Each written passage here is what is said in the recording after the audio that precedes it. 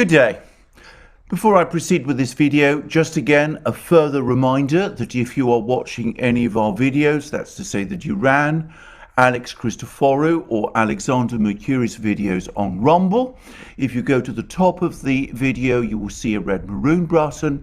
If you press that red maroon button, it will take you directly to our locals homepage where you can join our locals community, become, if you wish, an active member, publish your own exclusive content on our locals homepage, and participate in my live streams which take place exclusively on locals every Wednesday at 1400 hours Eastern Standard Time.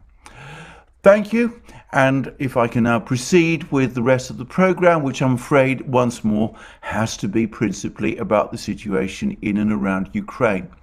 Now, at the moment, in the West, most of the headlines continue to be dominated by the massacre or alleged massacre, which has taken place or supposedly taken place in the area of Bucha, which is, for all practical purposes, a suburb of Ukraine's sprawling capital, Kiev. By the way, there was an interesting article in the New York Times recently, which gave an impression of the sheer vastness of the Kiev metropolitan area, which seems is actually very large. But anyway, putting that entirely to one side, I've already discussed this issue in my previous program. I said that I'm not going to start making assumptions about who and what actually happened at Bucha. There have been some extremely serious allegations made. The Russians have now formally denied those allegations. They're calling for an independent inquiry. They sought a meeting of the UN Security Council, which interestingly and rather curiously was blocked by the British chair. I'm not quite sure why, by the way, but anyway, I have to say straight away that I'm very skeptical that there will be any kind of independent inquiry of this incident. The more I hear about it, the more convinced I am that such an inquiry is needed, and certainly no action should be taken in response to this incident until or unless such an inquiry takes place and comes up with findings. In saying that, of course, I have no expectation that that logical course will be followed. On the contrary, all the facts point to Western governments, or some Western governments at least, now pushing for further sanctions. The French government is calling for sanctions against Russian oil and coal exports to Europe. Well, we'll see what that happens over the next few days. There's supposed to be an EU Council meeting coming up on Wednesday, and we will see what takes place there. What I will say about this is this: it seems to me increasingly obvious that there is an increasing divergence between the obsession that the political class in the West, and of course especially in Europe, has with the situation in Ukraine, and their furious practice of sanctioning Russia to the point where one would have thought sanctions would be exhausted, and the actual feelings and sentiments of people on the ground. Across Europe, and indeed the West, there is a darkening economic picture. I've already discussed many times how energy prices in Britain have surged this month. Food prices are apparently also now due to increase. I'm hearing that there's been major increases in food prices in Germany as well. There were reports, which I'm sure are true. I'm not going to say how significant this event was, but there's been reports that Olaf Scholz, the German Chancellor, was booed and heckled when he was on a tour of Essen, a city in, I believe, West Germany recently. And perhaps much more importantly, we've now had some election results in Hungary. In Hungary, Viktor Orban, the Prime Minister of Hungary, won a sweeping victory in the elections. Apparently, I mean, I'm still some way from getting the final results of the report of the elections as I'm making this video, but apparently he has actually increased his majority, which was already a supermajority of more than 2/3 of the seats in the Hungarian parliament. And this apparently all happened on a very high turnout. I can't help but think that the reason that has happened is because he has been extremely careful to keep Hungary out of this conflict. He's insisted on keeping energy imports from Russia continuing to run, and he's refusing, as far as I can see, to join in the enthusiastic bandwagon for sanctions, even if he has not actually so far blocked any of the sanctions that the European Union has proposed, something which I suspect would be extremely difficult for him to do, given the risk Hungary runs that if it were to take such a step, it might be deprived of its voting rights on the European Council. But anyway, that seems to be a reflection. That vote, it seems to me, in Hungary is a reflection, so it seems to me, of popular attitudes, certainly in Hungary, and I suspect in much of Europe, to the sanctions war, the economic war of attrition that is being waged at the moment and which is taking such an extraordinarily heavy toll of living standards. And there's also been an election in Serbia where the Serbian leader Vučić has also won a convincing victory. And I can't help but think that this is also partly because of the balanced approach he and Serbia have taken to this crisis. By contrast, in the United States, President Biden's support is tumbling, and in France, the polls suggest that the race between Macron and Le Pen, which looked like Macron's in which it looked only a few weeks ago as if Macron was certain to move to a sweeping victory, that the polls there are now tightening. I still, by the way, expect Macron to win for all kinds of structural reasons. I still think it'd be extraordinarily difficult for Marine Le Pen to win in the second round in a French presidential election. But the fact that Macron's lead is diminishing points, in my opinion, to sentiments, the groundswell of sentiments amongst the French public as they see their living standards tumble and come under severe pressure as a result of this economic war.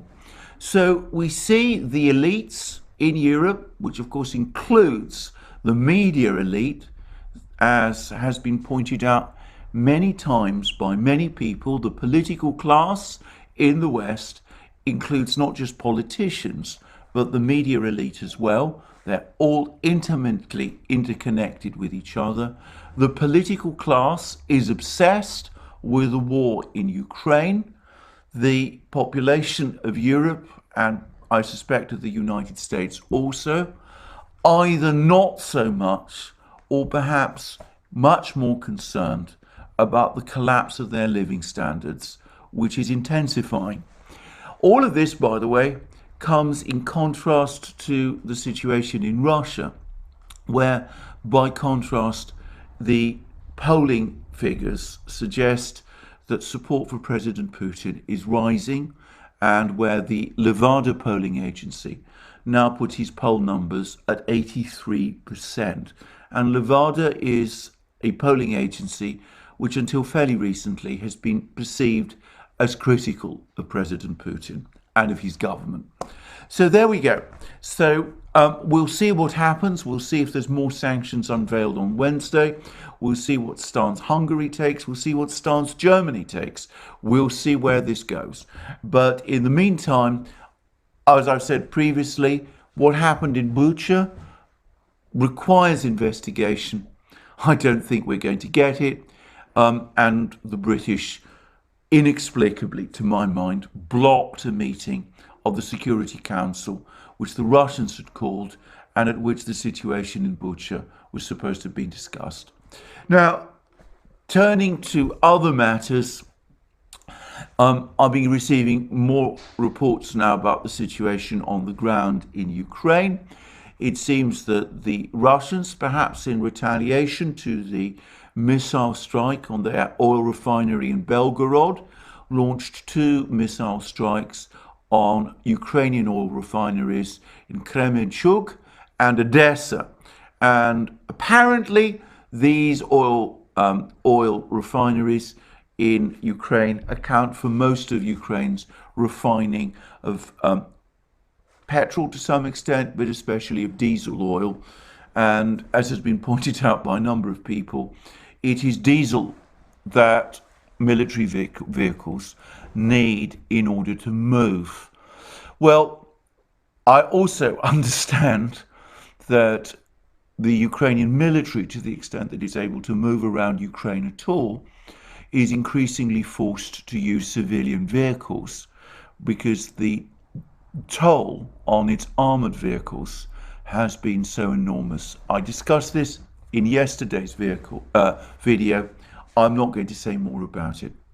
Anyway, on the actual situation, there's not very much more information, but I do understand that the Chechen leadership, Ramzan Kadyrov and people like him, have been publishing videos that the Chechen forces, which are part of the Russian forces in Mariupol, are now engaging in the staged storming of the Azovstal steel factory, which is the main base of the Ukrainian forces in the city of Mariupol.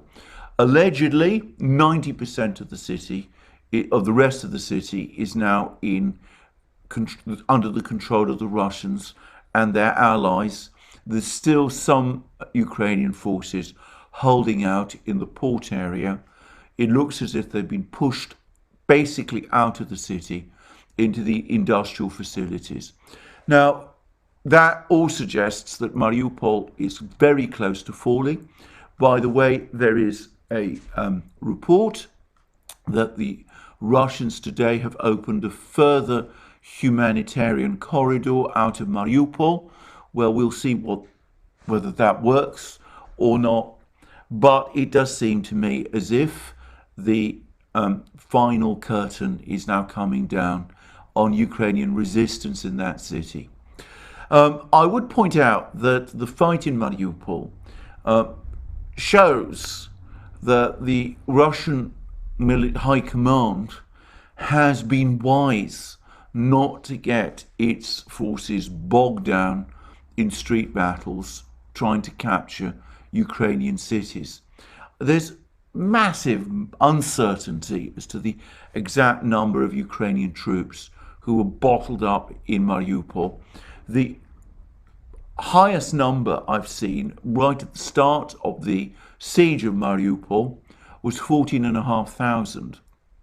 About a week ago, the Russians were saying that this number had fallen to 7,000. About a couple of days ago, that number had fallen further to 4,000. And I understand that the number now is even less than that. Now, I don't know whether all the other numbers, the earlier numbers, were exaggerations, or whether that's a reflection of the number of casualties that the Ukrainians have suffered in Mariupol. If it is the second, then this is a devastating blow, I would have thought, to the Ukrainian forces. It must be the biggest defeat by far and the biggest example of manpower losses in any of the battles in Ukraine so far. But again, I stress this is speculation. I can't weigh in with any precision on the numbers. Those who know or think they know more about such things are free, obviously, to speculate at their leisure in programs in the thread to this video. Going further, it does increasingly look as if the fighting elsewhere in Donbass is a case now of the Russians steadily tightening their grip on the Ukrainian forces there. Now, I've seen some maps.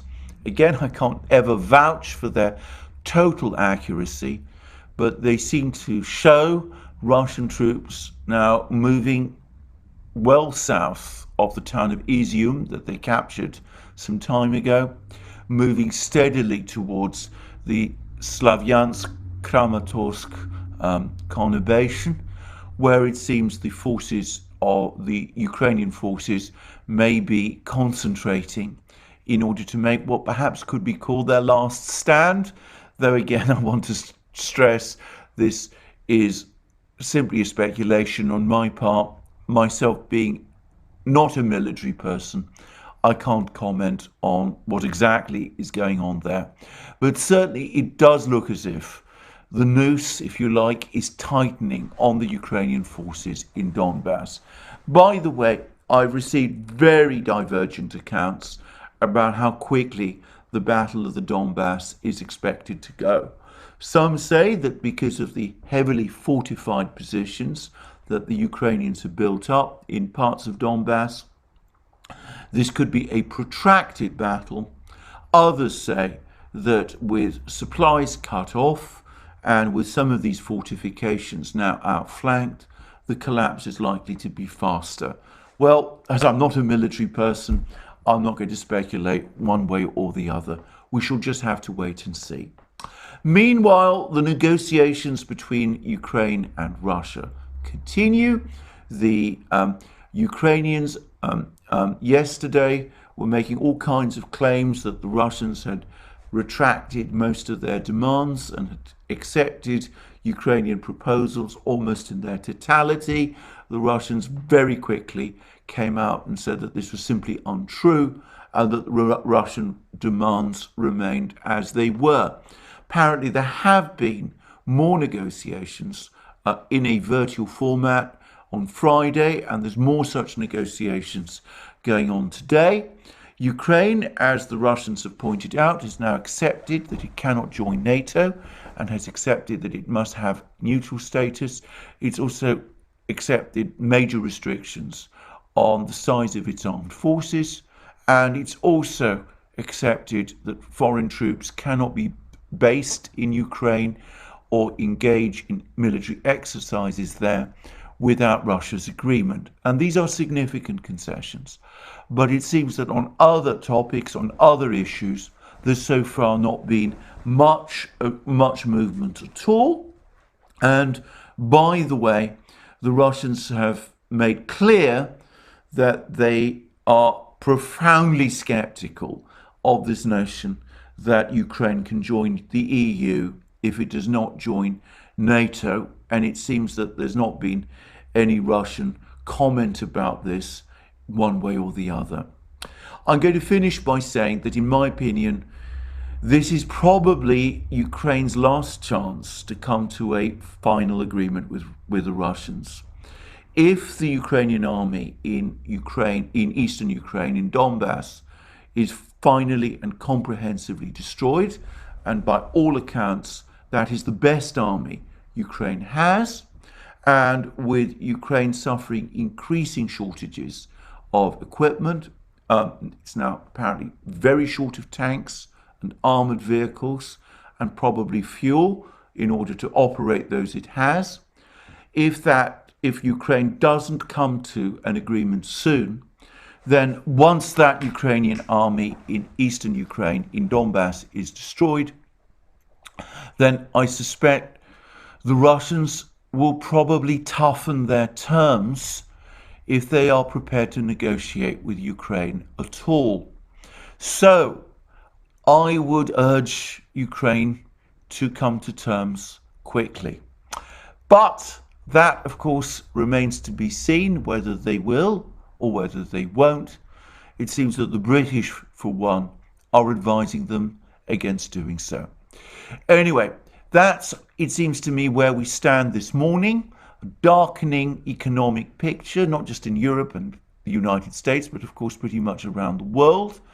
Increasing political problems for the European political class, those ones that they seem to be absolutely blind to. They don't seem to be taking note of them. And a military situation in Ukraine itself, which is deteriorating for Ukraine as its forces in Donbass face imminent attack by a much superior Russian army and probable eventual defeat and perhaps even destruction. And with the Battle of Mariupol, by far, as I said, the costliest battle in terms of loss, in terms of casualties suffered, that has been fought so far in this war, with that battle apparently now very much in its final stages. Well, that's where things appear to me to be. We'll see whether or not I'm right. And that's me for today. I look forward to you joining me again soon. And in the meantime, remember, you can join us on other platforms. I've mentioned Rumble and Locals at the start of this program, but there are other platforms that you can find us on as well. And you can also support us via Patreon and Subscribestar, and by going to our shop and buying the many things that you will find there. You find links under this video. Thank you for joining me again today. I look forward to you joining me again soon. And remember, please, if you've liked this video, to press the like button and to check your subscription to this channel.